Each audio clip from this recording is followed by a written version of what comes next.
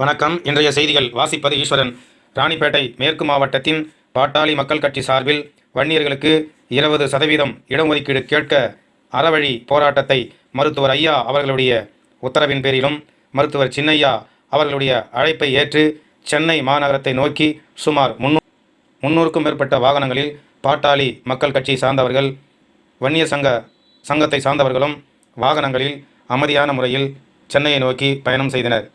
ராணிப்பேட்டை மாவட்டம் வாலாஜாபேட்டை டோல்கேட்டில் வாகனங்களை தடுத்து நிறுத்தியதால் மாவட்ட செயலாளர் நல்லூர் சண்முகம், மாவட்ட தலைவர் ஆறுமுகம் முதலியார் மற்றும் தொண்டர்கள் நிர்வாகிகளோடு சாலையில் அமர்ந்து அறவழி போராட்டம் செய்தார்கள். இந்த அறவழி போராட்டத்தில் MK முரளி அவர்கள், வன்னியர் சங்க மாநில செயலாளர் அவர்கள், க சரவணன் மாநில துணை பொதுச் செயலாளர் அவர்கள், KS ஆறுமுகம் முதலியார் அவர்கள், அமுதா சிவா பொருளாளர் அவர்கள், புல்லட் ராதாகிருஷ்ணன் அவர்கள், ப தங்கதுரை அவர்கள், ப சரவணன் அவர்கள், ஆற்காடு TD மகேந்திரன் அவர்கள், VC மோட்டூர் MS மோகன்தாஸ் அவர்கள், S சுகுமார் அவர்கள், திருமதி ஞானசமுந்திரி, பரணி சங்கர், பகவான் கார்த்திக், சங்கீதா லோகேஷ், வாலாஜா வன்னிய சங்க செயலாளர் பூக்கடை ஜானகிராமன், வழக்கறிஞர் ராணிப்பேட்டை வழக்கறிஞர் ஜானகிராமன் மற்றும் பாட்டாளி மக்கள் கட்சி தொண்டர்கள், வன்னியர் சங்கத்தின் தொண்டர்கள், வன்னியர் சங்கத்தை சார்ந்தவர்கள் மற்றும் பல்வேறு அமைப்புகள் இருந்தாலும் வன்னியர்களுக்கு 20% இடம் வேண்டும், இடஒதுக்கீடு வேண்டும் என்று ஆர்வத்தோடு கலந்து கொண்டு அறவழி போராட்டத்தில் ஈடுபட்டனர். அந்த போராட்ட காட்சி இந்த வீடியோ தொகுப்பின் மூலம் பார்க்கலாம். ராணிப்பேட்டை மாவட்டம் ஆற்காட்டிலிருந்து வன்னியர் சங்கம் மற்றும் பாட்டாளி மக்கள் கட்சி சென்னை நோக்கி பயணம் செய்யும் போது அவர்களையும் ஆற்காடு மேம்பாலத்திலேயே தடுத்து நிறுத்தி கைது செய்து தனியார் திருமண மன்றத்தில் தங்க வைத்திருந்தார்கள். இதை அறிந்த பாட்டாளி மக்கள் கட்சி ராணிப்பேட்டை மேற்கு மாவட்ட செயலர் நல்லூர் SP சண்முகம் அவர்கள் நேரில் சந்தித்து தொண்டர்களுக்கு ஆறுதல் மற்றும் தைரியத்தை வழங்கினார். பாட்டாளி மக்கள் கட்சியினுடைய ராணிப்பேட்டை மேற்கு மாவட்ட தலைவர் ஆறுமுகம் முதலியார் அவர்களும் உடன் சென்று தொண்டர்களுக்கு வருகின்ற காலங்களில் நாம் சிறப்பாக ஆர்ப்பாட்டத்தின் மூலமாக அரசுக்கு எதிர்ப்பு தெரிவிக்கலாம் என்று ஆறுதல் வார்த்தைகள் கூறி அவர்களை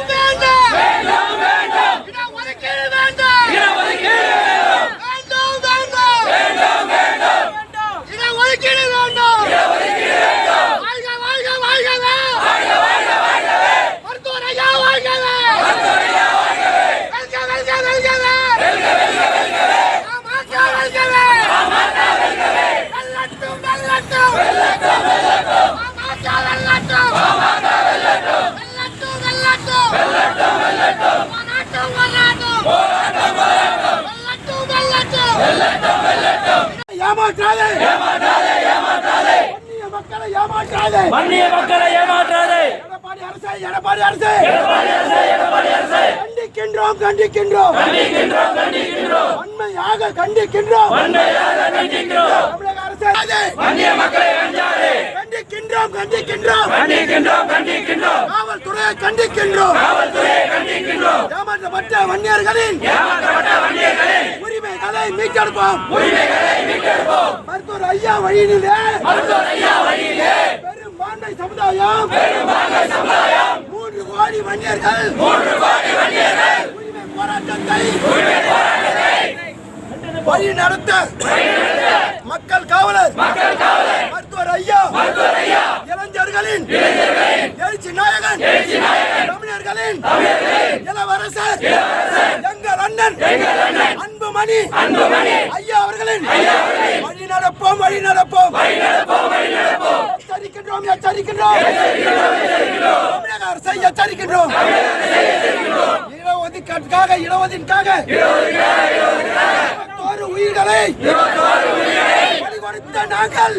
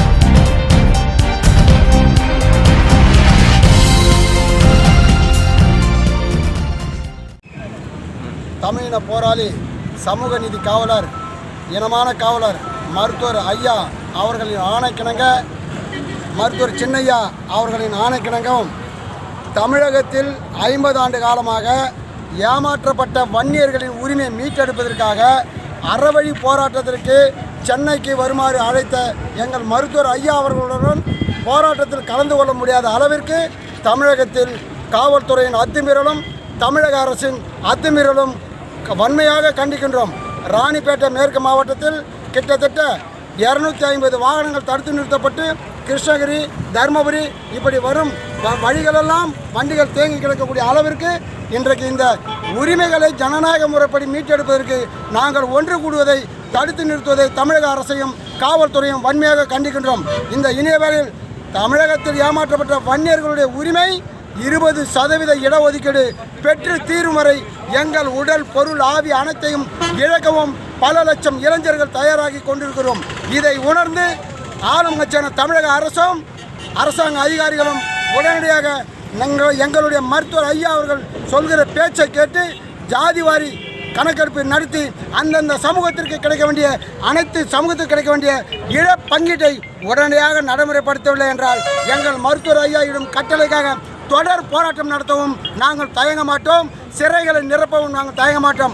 ஏற்கனவே 1987ஆம் ஆண்டு ஒரு வார தொடர் சாலைமறை போராட்டத்தில் 21 உயிர்களை நாங்கள் பலி கொடுத்து வாங்கப்பட்ட 20% இடஒதுக்கீட்டில். ஆனால் இன்றைக்கு பெருத்த சமுதாயம், தமிழகத்தில் பாதி அளவுக்கு இருக்கும் மக்கள் கொண்ட சமுதாயம், வன்னிய சமுதாயம் இன்றைக்கு 4 வேலைகளும் 5 வேலைகளும் மட்டுமே இன்றைக்கு அனுபவிக்கக்கூடிய அளவிற்கு எங்களை திட்டமிட்டு ஏமாற்றிய இந்த தமிழக அரசும் கடந்த கால ஆட்சியாளர்களும் உணர்ந்து அரசாங்க அதிகாரிகள் உடனே கணக்கெடுத்து எங்கள் மருத்துவர் ஐயா அவர்களின் கோரிக்கையும் மருத்துவர் சின்னையா அவர்களின் கோரிக்கையும் உடனடியாக நிறைவேற்றி வன்னியர்களுக்கு 20% இடஒதுக்கீட்டை உடனடியாக அமல்படுத்தவில்லை என்றால் நாங்கள் தமிழகத்தில் வயிறெறிந்து கொண்டிருக்கிறோம்.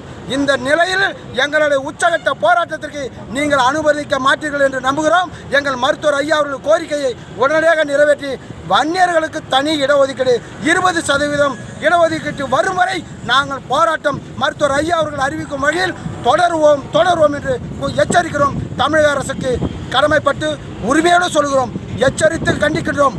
இனி ஒரு வேளை எங்களுடைய போராட்டத்தில் ஐயா தலைமையில் நடக்கும் போராட்டத்தில் கலந்து கொள்ள காவல்துறையை விட்டு ஏவி தடுக்க நினைத்தால் ஒவ்வொரு இளைஞர்களும் தமிழகத்தில் அக்னி அம்புகளாக மாறுவோம்.